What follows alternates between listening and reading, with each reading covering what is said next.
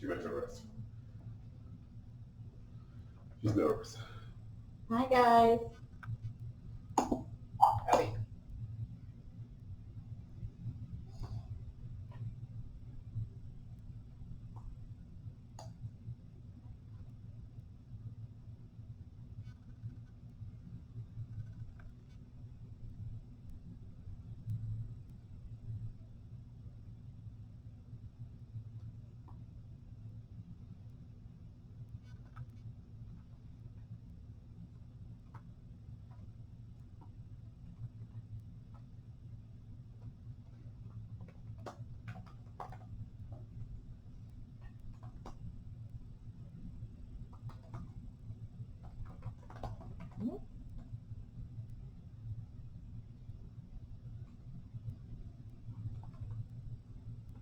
Are you talking to those Toll Brothers yet? Not really.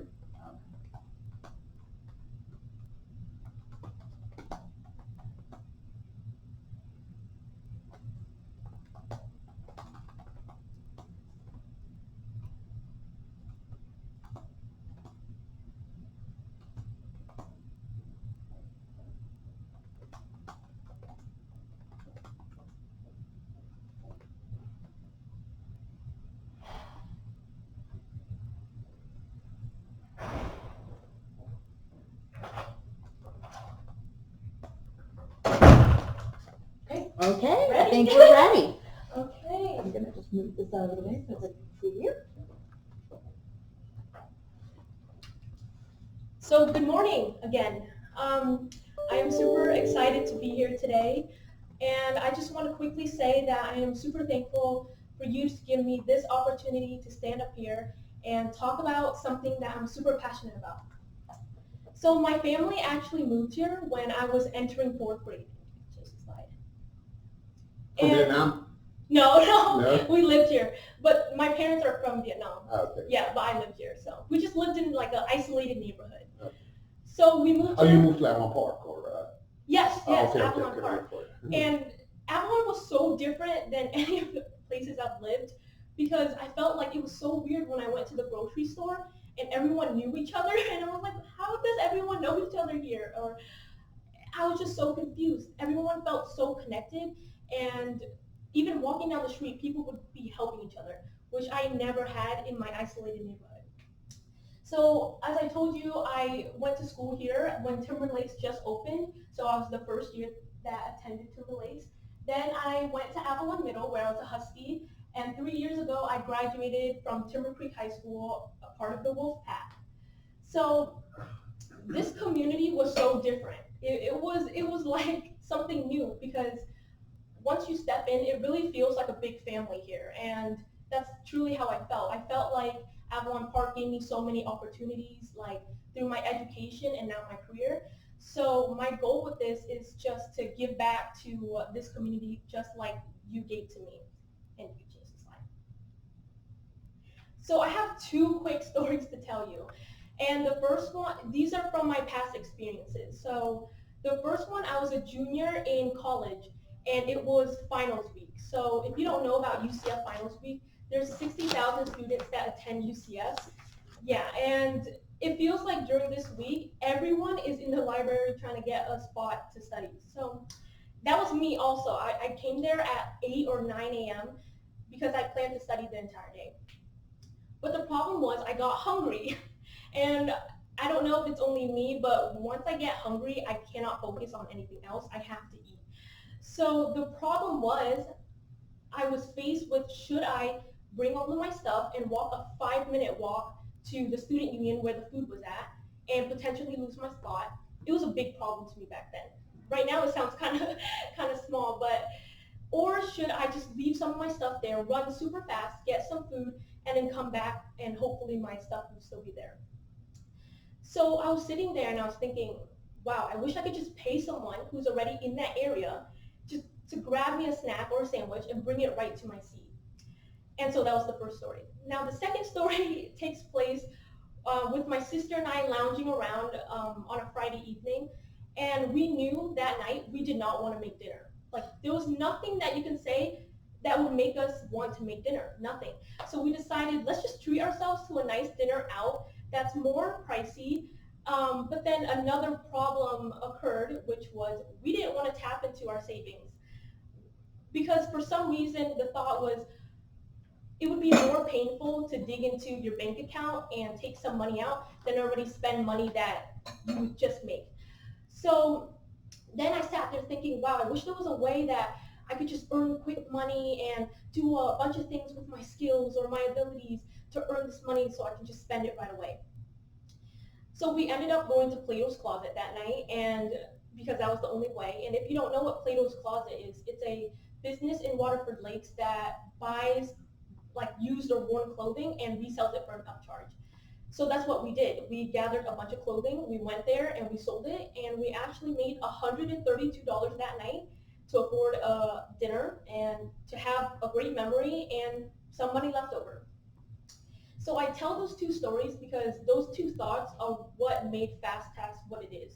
It's the thought of having someone with skills, abilities, or resources helping another person who's in need of that.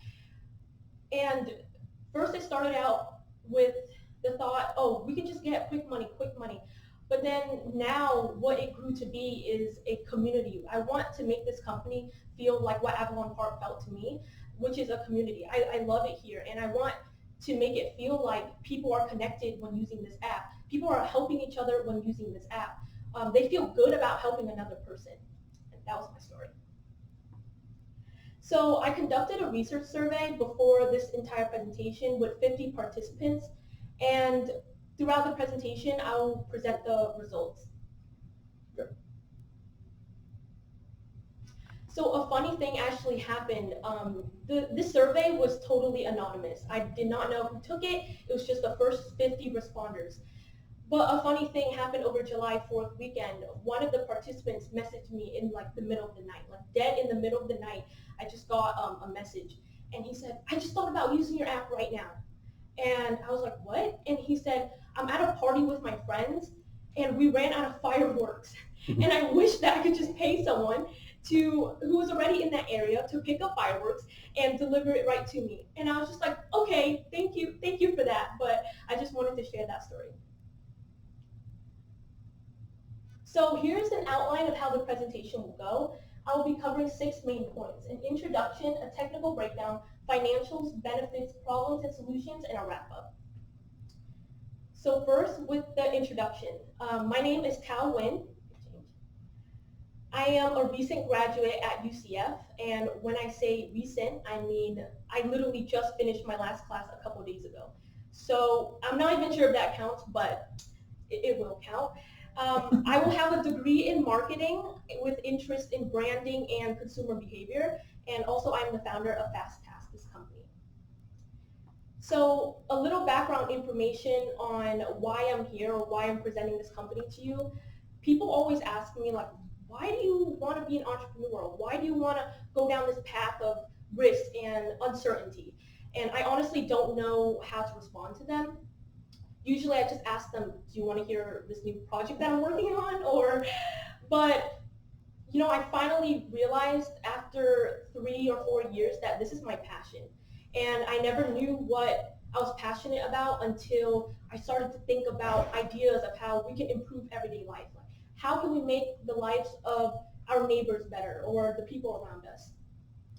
And when I heard about this award program, I truly felt like this is my chance. This is my chance to work hard and make this into a reality, because I feel like the hardest part about being an entrepreneur is the initial funding, the initial seed that someone will believe in you, the initial group.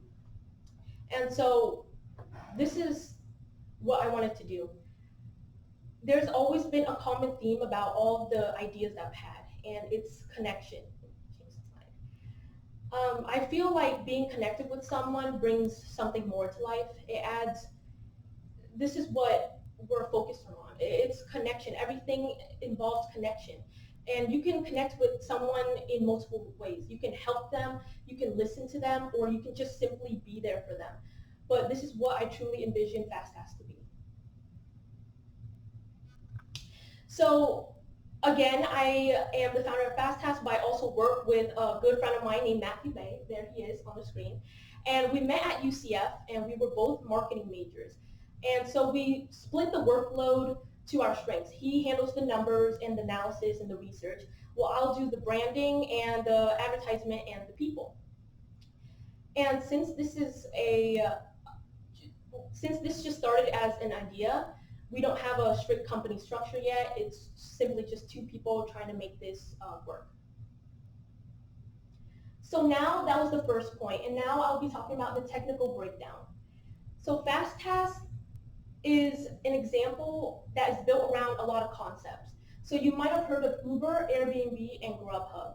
These are all examples of a sharing economy, or some people call it gig economy.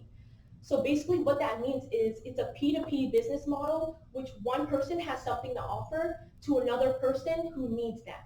So for example, Uber offers a car that someone has and the driving abilities. Airbnb offers a free space or a rented house or apartment to someone who needs a cheaper deal when they travel.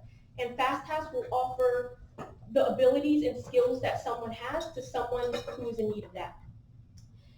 The rise of the sharing economy is outgrowing the traditional models, and Fastask is going against the traditional model of ways that we can get money. So working at a company, for example, or just working a regular job from 9 to 5. Uber goes against the traditional model of renting a car or driving in a taxi. And Airbnb goes against the traditional model of booking a hotel. So we asked 50 participants if they are currently using any P2P services, and as you can see, 84.3% said yes, while 13.7% said no. And you can see that now we are moving towards an age where we are integrating more P2P services. So now this is how Fastask will work. There will be two main subjects that are involved, a sender and a runner. So a sender is a person that needs the task to be accomplished, the person sending out the task. And the runner is the person getting the task done, the one that is getting paid. So next, we will show you 3 screens of how, from the moment a user looks at the app. So here I included 3 different designs, and the reason why I did that is because I wanted to show you the different ways that Fastask can be marketed, because each one of these gives off a different emotion. So for this example, I'm just going to choose the middle one since it's a more neutral design. You can just click it. Click it? Oh, no, yeah, just change the slide. So from the moment a user clicks on this app, and you can change the slide, they will be presented with this splash screen for about 2 seconds. And this screen will show our logo right in the middle, but then it will be redirected to this starting screen right here. So as you can see, this starting screen has a diverse group of people doing a variety of different tasks, like cleaning the iPhone screen. It's supposed to be kind of a joke, but and then someone delivering groceries, and this person is about to deliver a box. So once you get started, you'll be directed to a sign-up page where users can log in with Apple, Facebook, Google, or in case they have an account already, they can just log in. So after they log in, they'll be presented with this first screen right here. This is the home page. But we'll call this the sender default page because you might be thinking, what about the runners? Well, this button right here in the middle, that will act as a switching point between the two. But for now, I'll just be explaining the sender screen. So from the top, you can see a search bar. What do you need to get done today? Here, the sender will input the task that they need to get done. For example, if I need to get a package delivered at a UPS store, they will type in they will type in the task, and the app will categorize the task into different categories as you see below. See, delivery, it could be in furniture, grocery, medicine, etc. And from then on, you can price what you are willing to pay the runner, and you can put a time duration of when you need it to be finished, and any other additional information that you think runners would need. Now, below that is a based on recent activity. And this tab is used for any repetitive orders that a sender might have. For example, coffee runs every single morning. No one wants to go back in the search bar and put in the same order every single morning. So this task is made for convenience. Below here you can see a navigation bar with a home activity, the switch button, an inbox, and a profile for the sender. Now if I was a runner, I would be asked to put in a bio, a profile picture, and some skills. You don't have to, but it's recommended. So for example, Michael D. Thomas, he's a 5-star runner. He has 360 comments, and in his bio, he says that you can count on him for being on time and for quality services. Some of his skills include lawn cutting, carpeting, painting, or computers. And now for the last screen, you can see that, Sorry. oh no, you're okay. For the last screen, you can see that there's a map view. This is what the runners will see. And they can see that there are pins, which means that there are tasks that needs to be completed. And below that is just a list view of that task. It depends on what they prefer. So when a runner presses on a task that they want to be completed, it will create individual messaging between the sender and the runner. So the sender ultimately gets to choose who they want the final job to be given to. Now on to the fun part, which is financials. Why is that fun? Oh, you'll see. So these are the percentages that are super simple. So basically our company will take 15% of every single task completed, and 10% will be taken from the runners, 5% will be added on to the senders. So this is how it will work. Let's say I'm a sender that needs to deliver a package and I need it urgently, and I'm willing to pay $100. Like I really need it urgently. 5% will be added on to my fee, so I end up paying $105. The runner receives the task for $100, but then we will take 10% of the final cut, which they will take $90 and we take home $15. That's the basic rundown. Okay, and now for the revenue. I will make this as painless as possible. So first we'll focus on the key, which are just numbers that we computed just to get these numbers right here. So we estimated that initial projected runner senders to be 15,000 and projected runners to be 750. So the sender to runner ratio is 20. So the average price per task we put as 30, and the initial number of tasks completed per runner monthly is 1. Obviously these numbers can change.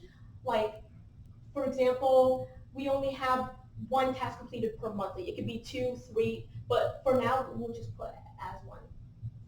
So from there, you can see that the task completed year 1 is 9,000 tasks. And the average price per task we have as 30. So the total payment completed is $270,000, which if we take 15% of that would be our cut, which is $40,500.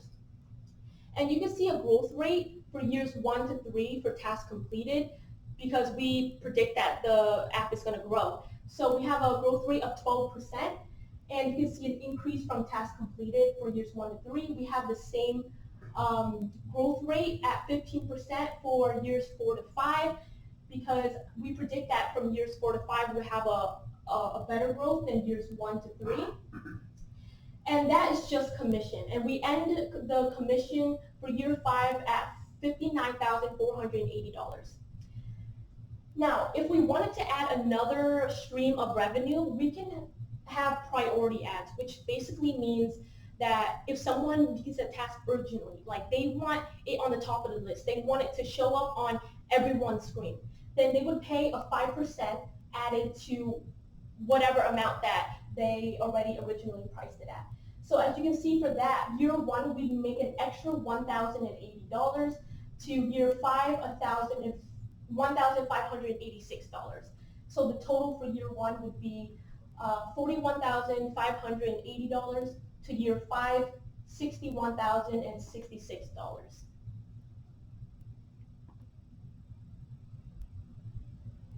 Sorry. Oh, no. Next.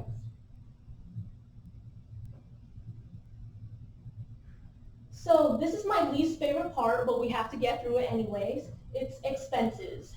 And we'll start with the $20,000 for app development. And this is crucial because this is a new company. We need to get the app developed still and marketed to the audience that we want. So we have initially $20,000 for the app development, $4,000 for yearly app maintenance, which we just took a percentage of the app cost. Marketing, legal, and consulting fees are just a percentage of the projected revenue we would make that year. So as you can see, for year 0, app development is $20,000. Marketing, we would want $10,000. Legal, consulting fees, and app maintenance would be $2,000, $5,000, and $4,000, making the total expenses for year 0 as $41,000. From years 1 to year 5, we obviously don't have app development anymore, which will decrease the expenses. But however, we will have 2 more fees, which are transaction fees and abnormal expenses. And abnormal expenses can include anything that we can't predict. So more research, or if we wanted to do a beta testing.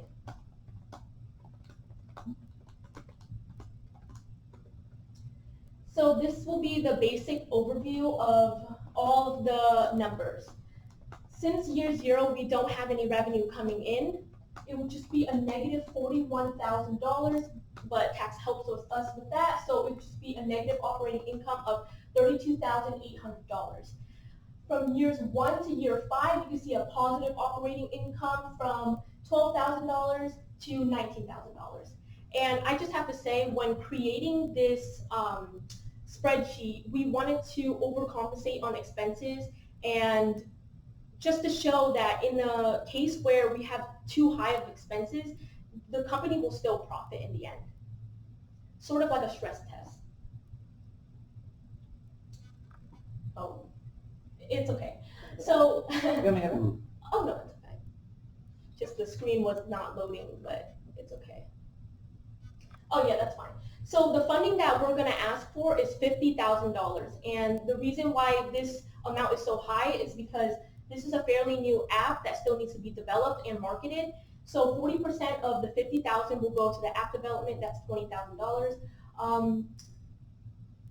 Marketing will take $10,000 of the 50 because there's a lot of strategies that I would want to implement as a marketing major. Some can involve creating more platforms like on social media, or building the awareness, or paid social media, or having influencers. When the app grows, you can see them on YouTube using it, and that will make other people want to use it. Or we can even do traditional methods like my favorite, word of mouth. I think that's the most effective one. And we can even put posters in the areas that we want to include this app.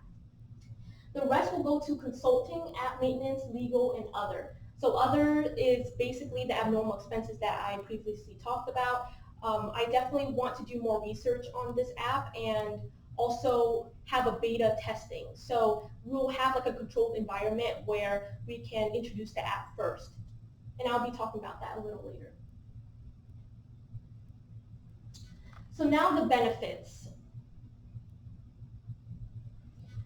So we asked the 50 participants without any mock-ups, without letting them ask any questions, would you use this app as a sender or a runner? And as you can see, 56.9% said both, while 21.6% said runner, 21.6% said sender. So you see that people already see a usefulness for this app. Then we asked, do you have skills you think that can help others? If so, what are they? You can see 82.5% said yes, while 15% said maybe. And I just listed a couple skills that people responded. Some people responded with over 5 skills, or some even did 6, but this is all I could fit on the screen. So it can range from babysitting, pet watching, to writing, resume building, typesetting, gaming, sewing, baking, repairs, building. There are so many skills that people have that aren't being utilized. So, and let alone make money off these skills and know that you're helping someone else. So then we asked, which areas do you think this app will mostly be used in? And select all that apply. So as you can see, 29 people said university campuses, 33 said residential suburbs, and 33 said downtown areas. And in the next 3 slides, I'll go deeper into each of these areas. So first is UCF, university campuses. I just want you to imagine if Fastask was introduced here. There are 60,000 students. Each of these students probably has a skill they can offer to another student. And some of the problems that students face now, they just need help overall. Their lives are really busy. They need help with painting a poster for a club, or decorating, or setting up for events, or a football game, or it could range parking a car because you are late for an exam. That's my experience. It can range to so many different things, and we haven't even considered faculty as well. The students here, even though it's 60,000 students, when you're in need of help, it's very hard to find someone that will actually help you here. So introducing the app at UCF or other university campuses can allow students to better connect with each other and help each other and feel positive about wanting to help one another.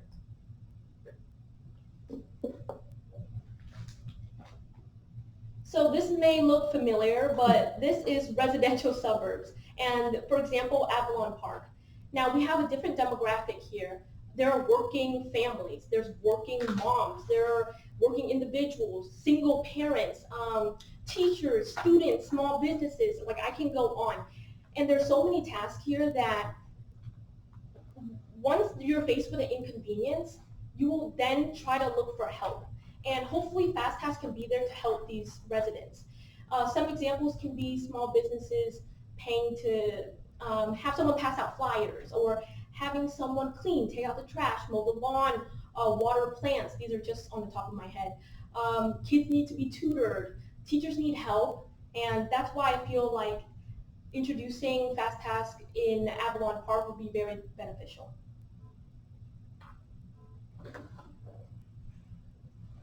And finally, downtown. So for example, downtown Orlando.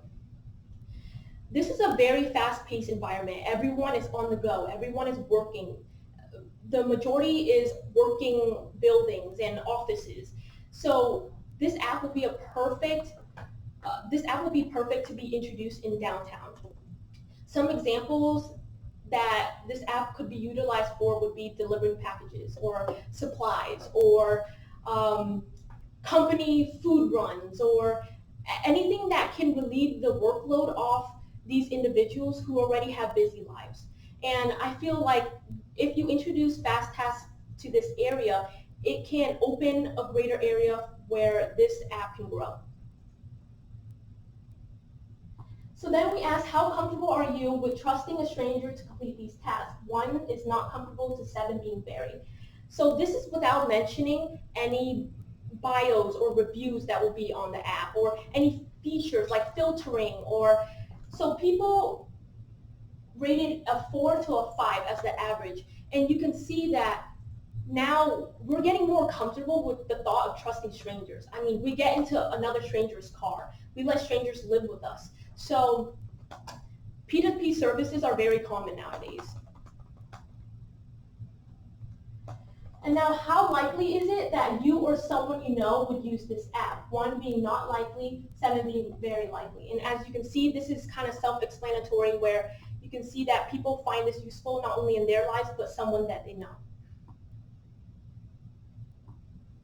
So I feel like these areas have a lot of potential, and not about just being satisfied short term, but these areas have a lot of potential for connection among students, residents, and working individuals. I feel that having Fastask being introduced to these areas will definitely benefit not only the community, but everyone else who is involved. And I mentioned earlier that I wanted to do a beta testing stage. And I feel like the appropriate area to introduce this is UCF, or university campuses. And the reason why I say this is because every student that goes to UCF is administered with a specific email. Mine is talwin@knights.ucf.edu. Every student has this. And if we introduce it at UCF, it's a controlled environment, because we can see what the users log on. We can see who logs on, and this creates a more trusting environment for users as well. I'm more likely to trust someone that goes to UCF than a total stranger at first. And if we do this here, we can see all the changes that needs to be made, or any updates or anything that needs to be improved on. And a company actually did this in 2004 with a similar concept. Their service was only introduced for students at universities, so only students who had that email can sign up, and this company is Facebook. So I know this will work. And now number 5, problems and solutions. We asked the participants who took the survey, what are some problems that you've experienced when using P2P services? And these were their top 3 responses: trustworthiness, long wait time, and high cost. And I'll be going through each one of these. So trustworthiness, you need a trust in your peers, trust in the services, and trust in the platform to have a positive experience when using an app. So how can we as a company address that? We can provide ID verification for every single runner that signs up. We can do vetting, so background checks using social security numbers. And we have to uphold this reputation to get new members to sign up, to have a trusting app.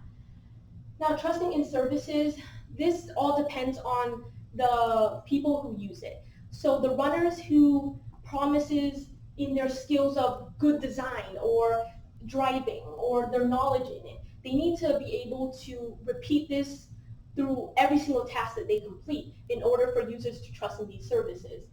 And trusting in the platform. So this is a very important part, since security has always been an issue for tech companies with data breaches and everything like that. So it's our job to create a safe environment for users to sign up and use. We want them to trust us with personal data, with their addresses, with names. So we have to create standards or policies that the users have to abide to.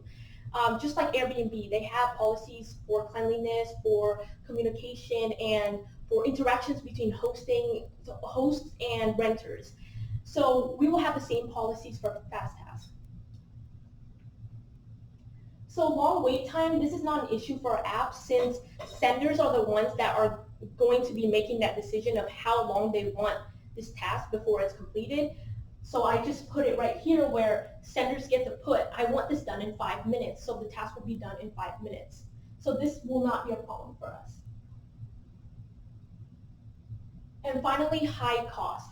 So with this, many people think that, let's say Uber Eats has a high charging fee for the delivery. Well, our pricing model is senders actually price what they feel like is appropriate for the task to get done.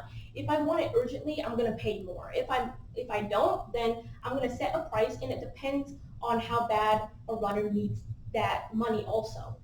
And again, I'm taking a percentage from both the runner and the sender with a total of only 15%. And finally, the wrap-up. So again, funding, we are asking for $50,000. A majority of that will go to app development and marketing. We feel like this is crucial parts of the beginning stages of introducing a new product to a market. We want to build an audience beforehand. We want to build a following beforehand where they're waiting to use this app. The rest will go to consulting, app maintenance, legal, and other. And for this app, it started out with simple problems like, oh, I want quick money to afford this restaurant. But it slowly grew into wanting to create a platform for like a community, like Avalon Park. That's how much I loved it here. I felt like everyone helped me and supported me throughout my education, my career. And that's how I want this app to be. I want it to be together. I want it to be positive. I want people to be happy to help another person. And when people brought up the idea of going in a stranger's car and driving around a stranger, people thought it was impossible. They said, no way, I would never do that. And the same thing for renting a room in your house. People said, no way, I would never do that. But those two companies are Uber and Airbnb, which makes up the top 2 companies in our economy. So in 5 or 10 years from now, people will be talking about this. I know it. And I hope in those years, I'll just look back and say, I'll just look back and say, wow, I am so grateful for the Avalon Innovation Center for their initial seed that will promote this growth. Thank you. I'm sweating. That's It's okay. hot. It's really hot. You're passionate. Yeah. That's what it is. Oh, okay, good. You got the message. I I'm just do, kidding. dude. So we'll start with Team Online. Marta, do you have questions? That's Caribbean. Then we'll go to Good Asia. morning. Thank you for your presentation, for your passion, for your energy. At a young age, having that vision and commitment already, it's inspiring. So, I see a bright future in you. Oh, thank So you. I do agree with you. This is a much needed, application for services. Nowadays, you see a lot of people asking through social media for recommendations on who could do this, who could do that. So this will serve that population. But I have one concern. So, and this is out of curiosity. I don't know if you have thought on that. How you're going to secure the the senders? Because once I contract one service to do X project, and your provider, your runner, has contact with your customer already, what guarantees that you are going to be that intermediary for future projects and not, the customer is not going to get engaged now directly with the runner? That's one of my questions. So it's a security issue? I think she's asking, so once I hire you to go pick up my dry cleaning once Right. through the app, Yes. now that I have direct contact with you, what keeps me from direct contact with you? Oh, okay. So after the contacting, it will immediately just, the app will, see, I haven't thought about this, but it's a great question. So the reason why I put that messaging is because a similar app, Fiverr, does the same thing.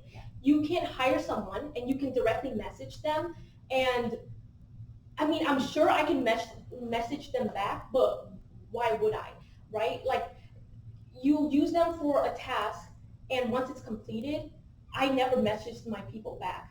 And I mean, I would definitely look more into that because I think that will be an issue. Like, say, like some person wants to keep texting another, or so maybe the app can. Yeah, that's a good question. That's something to consider. You don't need to give me an answer. Oh, no, I would definitely Thinking consider in the that. future, and protecting, the revenue source, because you are dependent on the contracting Yes. service. Yeah. Otherwise, you cannot lose customers. But I think it's a great application. I think it's a good concept. It's a matter of thinking a little bit of how you could secure the revenue and not losing potential customers in Right. future transactions. Right. I definitely know there's a way because, there are riskier apps like Uber, Airbnb, and, Fiverr is even risky. So I will definitely do research on those apps and see how they secure people being able to message, like Uber Eats, message each other, or finding out another person's address. So I'll definitely research on that. I have one more question. And then, have you thought on having another source of revenue other than the 15%? Yes. Because this is promoting professional services and small businesses to advertise. Have you thought on any source of revenue? So other than the 15% of commission, so I mentioned earlier that there could be a priority where we take 5% of commission from those who want their task to be completed urgently or whatever that may be. And as the app grows, I'm sure there's going to be more revenue from ads that company want to place in it, or other things like that, or promotions that companies want to use this app, or Home Depot, for example. I'm not sure about get that big, but but yeah, I'm sure that the revenue will come, other streams of revenue. Wonderful. Thank you so much. Thank you. Thank you, Marta. Ravi, hi. He's in Singapore. Yes. So Hi guys. Singapore. Great presentation. Thank you for that. I would like to understand a bit more about your pricing model. So, for example, Uber has an algorithm that prices its services based on the distance traveled. Right. And in your case, how do you price the services? So it's You know? Yes. Thank you for your question. It's more like a supply and demand. For right now, that's what the pricing model is. It can obviously change after I get feedback from, let's say, you, of course. For right now, it's if a sender urgently needs, it's how convenient a runner is in the area. So for myself, let's say I just want to price picking up someone's dog from the salon or something. I can price it at $20 since I don't really need to get it done, but since this is my precious pet, I want to pay a little bit more. That's how our pricing model is. Right, but so as a consumer, I need a starting point. Like how do I then decide whether it's $20 or $30? Does the app does it give a recommendation where it says, okay, for dog collection services, it's between $20 to $40? Oh, that's So actually, as a consumer, I know.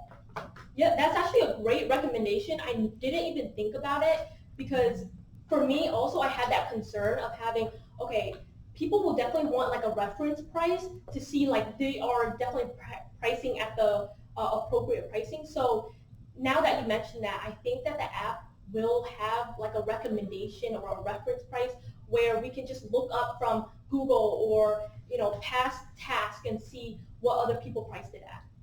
Right. Thank you for Yep. that recommendation. Thank you. Thanks, Robbie.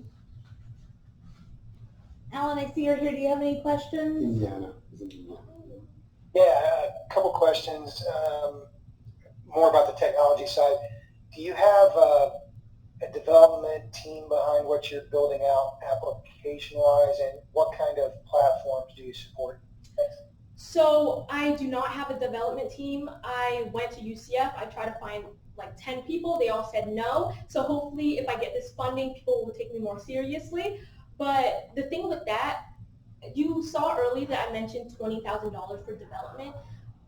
My preferences with that is having a technical co-founder. I think that's very important for tech companies because this person can update the app, change it how they like. They know the language behind development. They know what programs to use, where I'm not strong in. So my preferences with that is having someone join the team as a CTO or a technical co-founder that can stay with us long term. Anything else, Alan? So no. Yeah, and the only other question was, is it Apple and Android, or do you have a...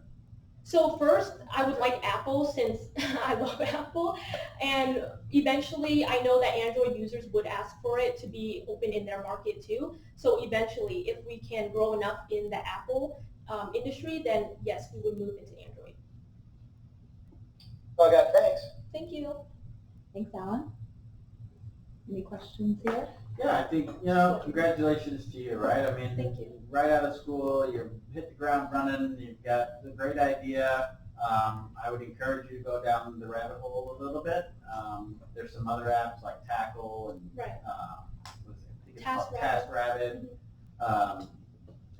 Just maybe take a look at maybe what a niche for you is. I like the fact that you're focused on university campuses. I think there's a much shorter adoption curve, right? With folks of your generation, they see a new app, they're like, oh yeah, that's great. A lot of times they don't think about a lot of the other drawbacks, like, do I know this dude that's going to come to my house? But it's like, it'll be fine. Yeah. We're very trusting for some reason. But, Avalon, yeah. but I think it's a great idea. I think it's a great niche to focus on maybe communities like this or universities or things like that. I would also encourage you when you roll this out to roll it out on both Apple and Android. Okay. You just look at the market share that Android users have, right? So Right. you don't want to come out with something like this and then already hamstring yourself Oh, with, yeah, that's half the market. right. But I think it's a great idea. Thank you. As somebody who uses Fiverr, I love Fiverr and Upwork. It's awesome. So that bidding model, I mean, is that something Right. that you want to incorporate? Yeah, as well? so a lot of people told me about that, and with my experience with Fiverr, I just used it for the first time for this presentation. Actually, I didn't bid because I didn't know, like how thoughtless of me. Like I should have been like, no, I want it at a lower price, but it's okay. A lot of people actually brought that up because pricing has always been like in question for this app, and I would definitely consider that. And that's why I incorporated like the individual messaging so they can discuss pricing or what else needs to be done on or extra information. So yeah, I would definitely look into that and the reference pricing from one of the questions. Yeah, and I think just from the standpoint of when they put the request out, right, or the sender who Right. says, I need somebody to, go pick up my dog from the groomer and bring it Right. to me over here. If they have the opportunity to say, oh, I can do it for $20, or Right. if you could put a benchmark and nobody bites on it, then you can increase Yes, like yes. how much you're willing to do. So Yes. I think that's you're right on looking at that model. And I just wanted to echo Martha's concern too, because you see it all the time, especially if you're out of town using an Uber. I've had Uber drivers say, hey, don't use Uber, contact me directly. Right. We can just pay cash. I think one of your obstacles to overcome that is, those people are taking cash under the table, Yes, right? So yes. there's a different level of liability that then comes on them. So I think as you vet your runners, and that would be something that you would put in your Yes. policies. Yes. Is that, hey, And regulation, like how to have a stricter. Yeah. I think there's a way you can look at that. I mean, there's certain things like that Rover app, if you ever use that, like it's a way for someone to watch your dog. But as part of using that app, the app provides you like some insurance coverage, Oh, I see. right? So there's an incentive for me to continue using the app, because if you watch my dog and something happens to my dog, the company actually provides like a limited insurance policy. Do you think like because that app works on the insurance thing, because it's like no one would take advantage of like an animal because that's like a being, but like would people take advantage of that because it's just like petty tasks, like I think you'll get some of that regardless, but I think, part of what your value proposition is, the ease of using the app, the access to all these people. Because take your Uber driver example. Maybe he doesn't feel like working today. Maybe he's in another city, right? So that the idea is, I have a task that I want done very quickly, and so I'm going to tap into the community of people that are in my immediate vicinity and can do it right now. So I think there's a value proposition in that, as opposed to, you might lose the guy that's, hey, go get me coffee every morning forever, and I'll just give you $50 a week, right? You may lose that guy, but I don't think that's really your target. Yeah. It's really like an on-demand thing. 'Cause Yes. I don't know what I need when I need it, Mhm. but all of a sudden now I need it done. So Right. who's around that can go do it for me? yes. Or even that runner, like let's say, there's all these grocery app delivery places Right. now, but let's say I'm at Walmart and I want to put out there, hey, I'm at Walmart, do you need anything, neighbors? Right. Or even at lunch, like if you're running to lunch, if you're downtown in a building saying I'm running to,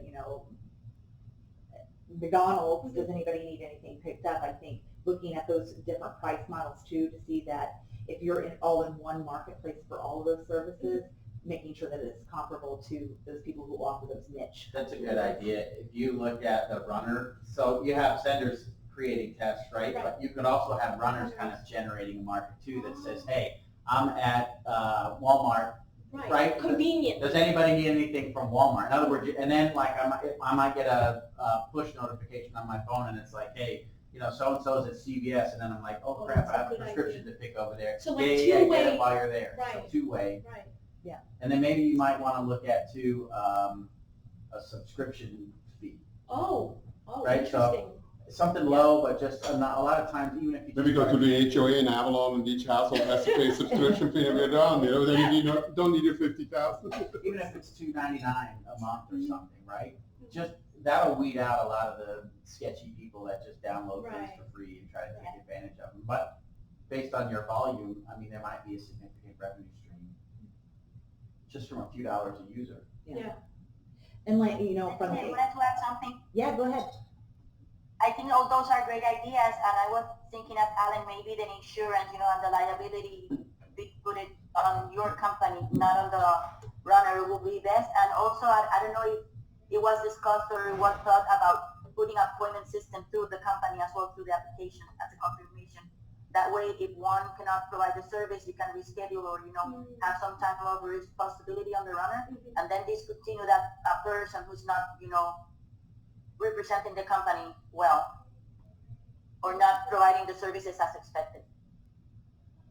Like an appointment system, scheduling system. Thank you. No, over more than 30 years, I'm working with young entrepreneurs and, starting companies, selling companies, etc. I'm not sure if I if I would make a list, I could remember all of them. But I remember one thing, and I see that in you.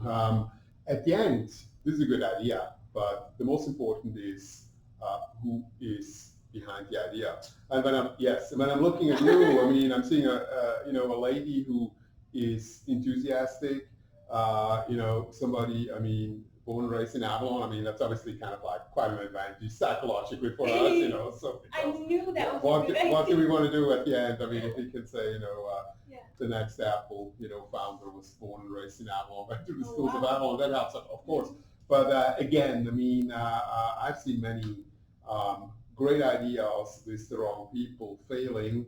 I've seen, I'm not saying this is a mediocre idea, but it's not kind of like an idea where we're saying this is a total new innovation. Nobody else can do it. Nobody else can copy it. So I would, from that point, consider it well thought through. But the barrier of entry for others to copy you is clearly here. I mean, it's not kind of like that you have the right to print money and nobody else has it, and therefore, so from that point, I continue to believe it's mainly you, and you have to prove that you can do this, and I would have quite some faith, So I have a feeling that you will be one of those entrepreneurs joining us in the Innovation Center in a few months. I mean, we just completed the building, and now we've got the certificate of completion. Now we have to do the build out, which takes a few months as well, obviously, but then we are ready to go. My question too is, I mean, let's say if we feel, let's do this, let's support you.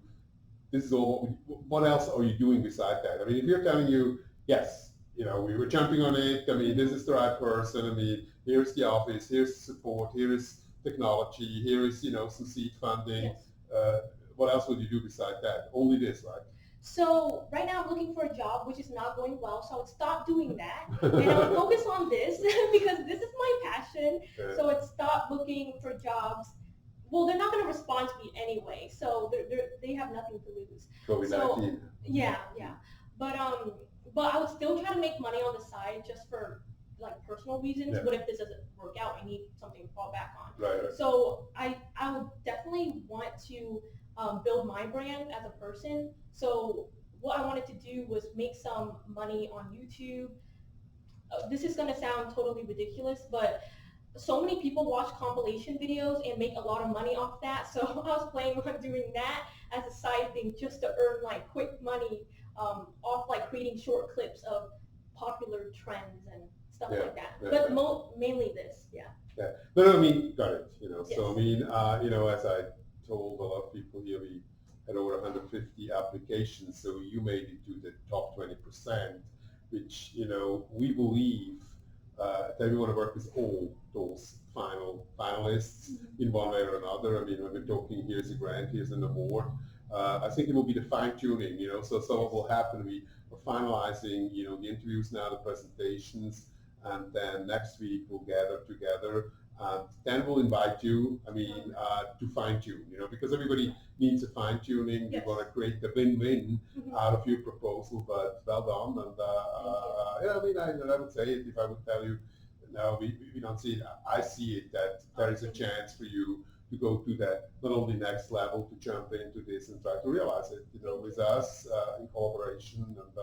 And when we're coming to technology, Alan is sort of our tech chief, will have quite some additional assistance. And, So I repeat that what I told many applicants. The money is always important, and I remember that.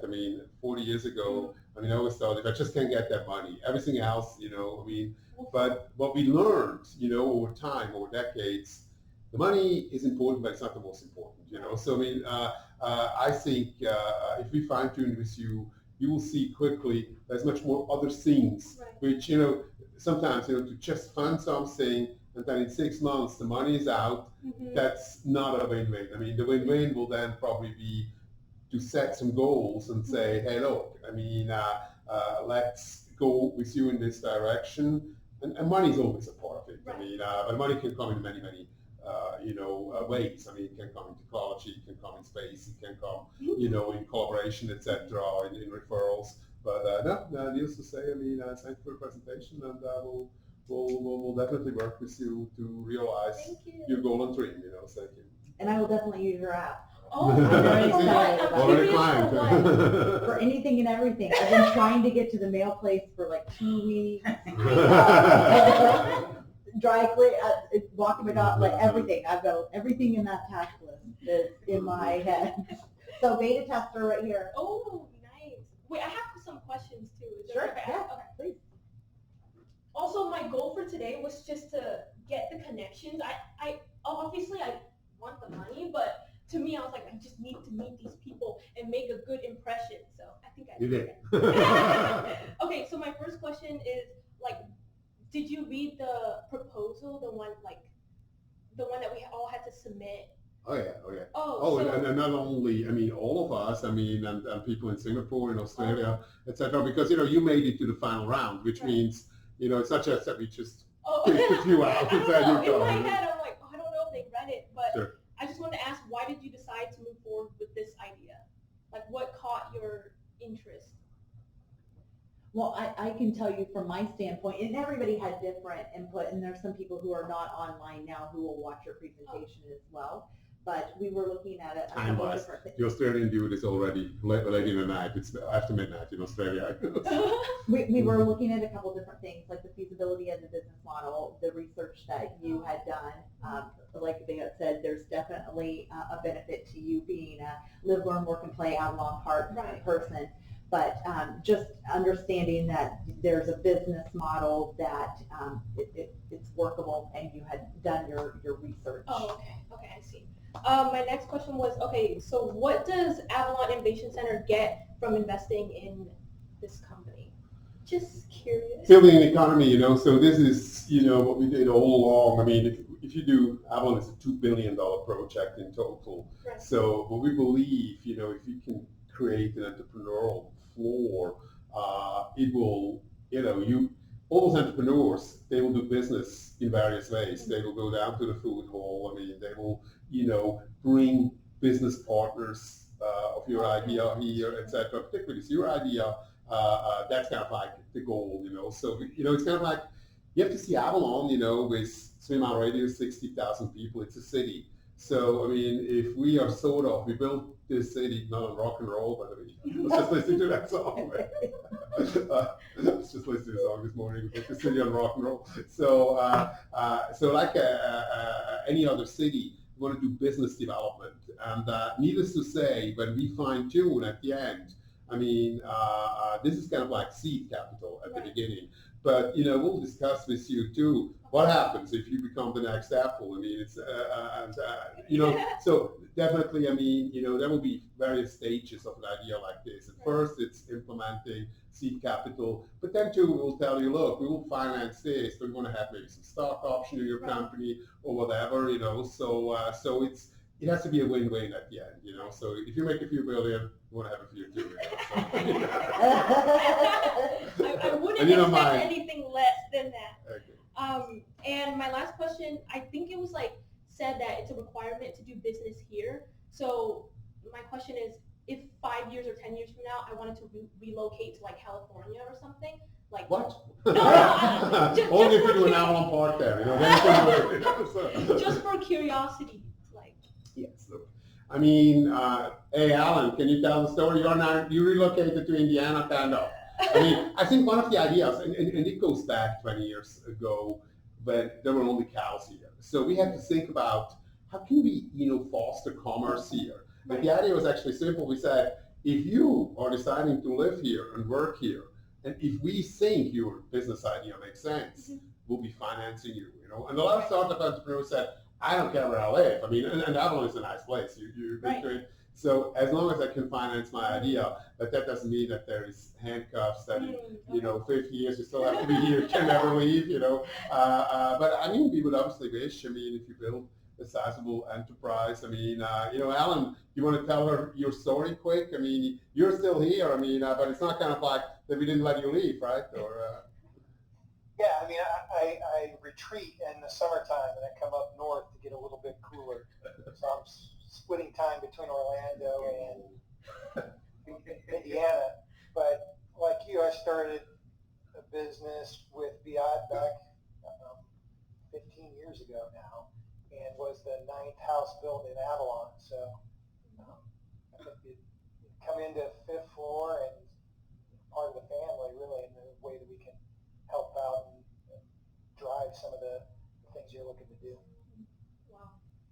No, and I think, as we can tell, Ravi is in Singapore, Andreas is in Singapore, Martha is often in Puerto Rico. We actually are interested that people go abroad. I mean, I think if you build a business here, and then you're saying, I want to go to Los Angeles, we may say, that's great, hopefully we can work together, because as a company, we're not, I mean, we're based in Avalon Park, but our horizon is global, and we believe that's very, very helpful. I mean, I appreciate Ravi and Andreas being in Singapore, because it opens us, two-thirds of the world in Asia. And I appreciate Martha having all her ties in, the Caribbean and Latin America. That's bigger than the United States of America. So, so that's, I mean, it's not kind of like every saying. Initially, the idea is, hey, we have this innovation center here. Right, we have to bring it to life. So we, among others, to bring it to life, we want to support young entrepreneurs. And there's other things. There's the food hall. We'll have our corporate headquarters in that building. But it's not kind of like that. That means if we find a deal together, a win-win, that we say, hey, and you can never leave. I mean, it's quite a country. I mean, I would wish that you and other entrepreneurs can find, success here in Avalon Park. And then, like Alan's company, they have a transfer solution. At the end, I think we had about 10 offices around the United States. I mean, a large one in Colorado with software programmers. So that is absolutely what we love to do. And as a matter of fact, I mean, we just announced this morning doing a very large project in Daytona Beach. We are in Tampa. We are in Tavares with the Avalons. We are in Texas, and needless to say, in Switzerland. So, I mean, I think the offering is now just for entrepreneurs which you're looking to find here. Mm-hmm. And what happens with those enterprises may come, in a year we tell you, hey, it's better for you if you go to Los Angeles, because in Los Angeles there is a better whatever. I mean, so that's hopefully answers your Yeah, question. it did. Thank you. Great. Thank you. Thank Thank you very you. much. That's all. That's Thank you all. so much. And Thank you. We'll definitely be in touch. Yes, have a great day. Have a You great too. day. Thank you very much. Bye now. We'll see you in a few. Thank you, everybody. Thanks. Bye. Bye. Thank Bye-bye. you. I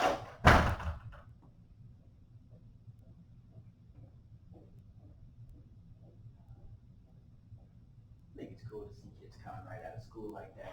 Yeah, no, I mean, that's kind of like we're Yeah. about to support, maybe not